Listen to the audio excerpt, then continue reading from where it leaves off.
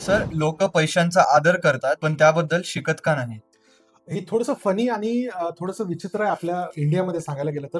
कारण की आपण पैशाला आहे ना, बघा दिवाळी दसऱ्याच्या वेळेला पूजतो आपण. महालक्ष्मी बरोबर पैसे ठेवतो. जेव्हा की पैशाची अवकात नाही बरं का महालक्ष्मीच्या समोर. पण आपण त्याला तेवढा आदर सन्मान दिलाय, पण त्याचं शिक्षण घेतलेलं नाहीये. इंडियामध्ये हाच एक इश्यू आहे, की आपण ज्यांना देवाच्या लेव्हलला नेऊन ठेवलेलं आहे, त्याचा आपण मिसयूज करतो किंवा त्याला प्रॉपर आपण शिकत नाही. म्हणजे गंगेला आपण माता समजायचं आणि घाण टाकायची.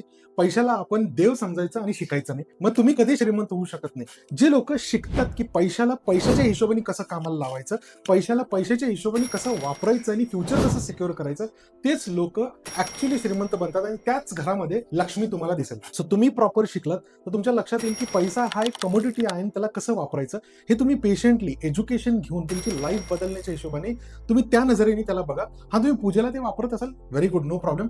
पण आपण पैशाच्या व्यतिरिक्त आपण सोनं चांदी ठेवायचा प्रयत्न करू, जे देवानीच दिलेले आहेत.